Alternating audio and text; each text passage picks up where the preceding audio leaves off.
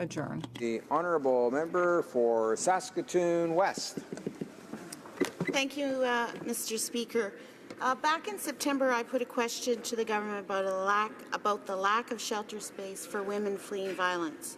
And I pointed out that one of the reasons was because of the lack of affordable housing in communities right across Canada. I'd cited my meeting with shelter providers from Alberta, where I'd learned how difficult a situation the lack of affordable housing presents for women fleeing violence in their communities. My question was to point out to the government that we need to not only build shelters for women and children fleeing violence, but to also ensure that once safe and supported in a shelter environment, that women and children have community options for affordable housing. At present, this isn't the reality for many communities, with shelters operating at capacity because there's no affordable housing, that women and their families can't access the safety of a shelter when fleeing domestic violence.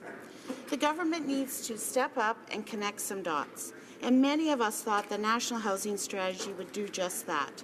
Make the connections between shelter and housing, especially when it comes to those most vulnerable, like women and children fleeing violence.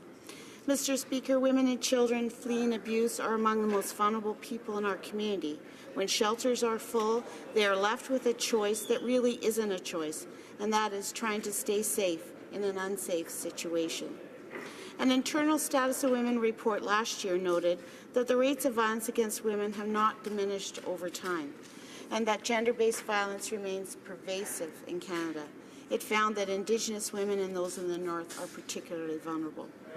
According to Lise Martin, Executive Director of the Canadian Network of Women's Shelters and Transition Houses, which conducted the survey, by the time a woman, and I quote, by the time a woman goes to a shelter, it's often a last resort.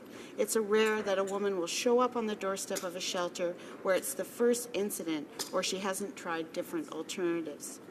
According to the Canadian Observatory on Homelessness, of the 35,000 Canadians who are homeless on any given night in Canada, 27% are women, 18% are young people. On any given day in Canada, more than 3,000 women are living in an emergency shelter to escape domestic violence. On one typical day last year, 416 women and children across Canada sought shelter to escape violence. Of that total, however, shelters were forced to turn away 73% of those in need due to a lack of resources and capacity. And yet, Mr. Speaker, the National Housing Strategy only aims to reduce chronic homelessness by 50% over 10 years. And that is just not enough. And as far as connecting the dots, introducing a housing benefit now would have been a game changer for women and children fleeing violence. It very well could be the difference between affording a safe place to live or having no choice but to remain in a shelter, or worse, to remain living in an unsafe situation. We have a housing crisis in Canada now. We need more affordable housing now. We need our federal government to do a better job of connecting the dots when it comes to shelters for women and children and safe, affordable housing and truly tackling domestic violence in Canada. Why is the government waiting? Thank you, Mr. Speaker. The Honourable Parliamentary Secretary to the Minister of Families, Children and Social Development. Mr. Speaker, I want to begin by thanking my colleague from Saskatoon West, not just for her question, but her strong voice on this issue. She is one of the clearest and loudest members of Parliament when it comes to the issue of housing, and I am glad to share time not just speaking about this issue, but fighting for better housing for all Canadians. The lack of affordable housing has a tragic impact on vulnerable people, in particular women and children fleeing violence, and that's why our government's top concern since taking office has been to focus on this. When it comes to housing, women are the first to lose housing, the last to get housing, and the hardest to house if there aren't strong policies in place. And when we came to Parliament, when we came to office, those policies simply weren't in place. Mr. Speaker, the member from Saskatoon West knows that one of the very first actions that our government took was to boost federal investments in housing, starting with our very first budget in 2016. And since then, we've invested close to $90 million over 2 years specifically to help survivors of domestic violence, and we've created more than 5,800 shelter spaces that have been renovated or created with those funds.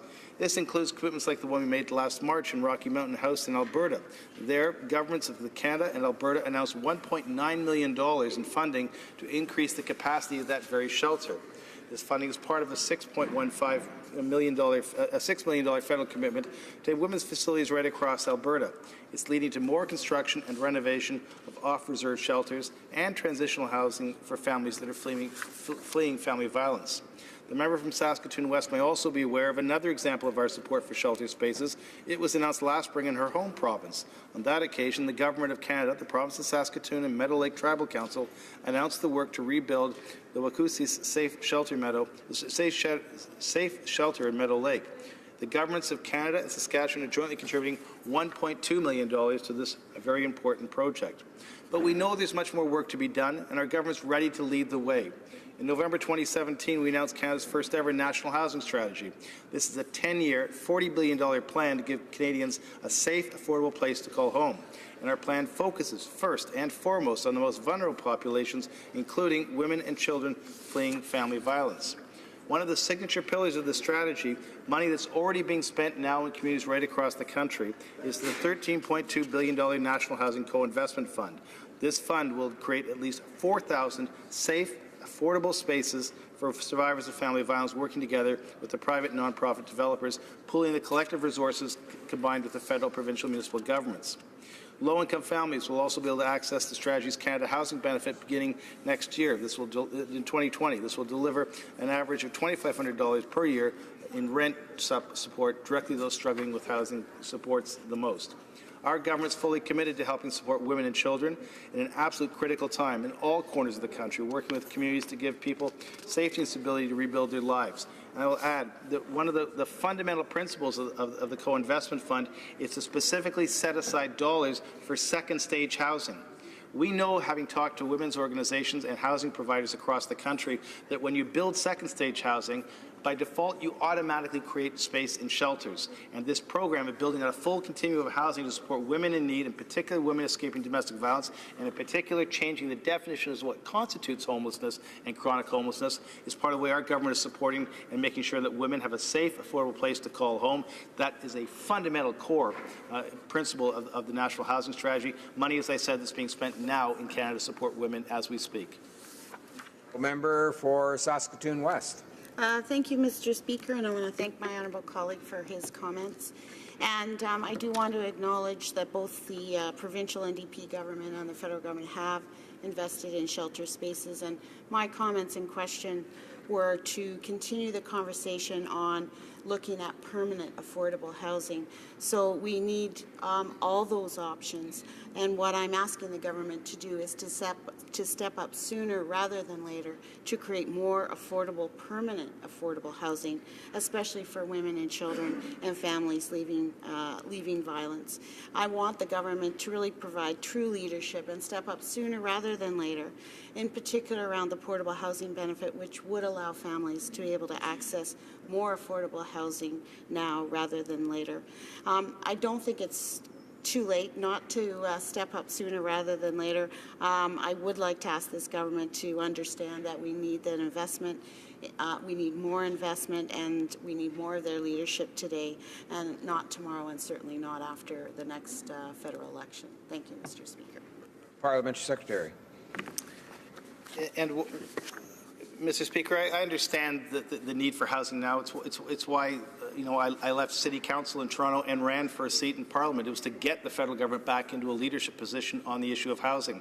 The $40 billion program over the next 10 years is the reprofiling of the national housing strategy from a federal perspective, changing definitions, changing accessibility, funding cities directly where we have provinces that don't want to participate in a housing program.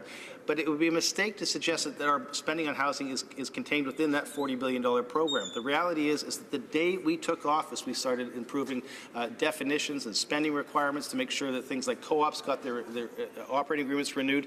And in our first budget, and the investments we made in that first budget over the first 3 years of our government have injected an additional $5.6 billion into the housing sector. Those dollars are the dollars that are being spent now opening housing projects right across this country. And on top of that, there's an Indigenous housing program, which has had significant increases in expenditures, and there's more on the way. We didn't start a $40 billion program last year with the budget announcement, and it's not the $40 billion over the next 10 years is not new money that hasn't been spent yet. That money is being spent now, and those dollars will be invested over the next 10 years, and we are going to build a strong housing system to make sure we never have to deal with the tragedies that are spoken to sometimes from across the way.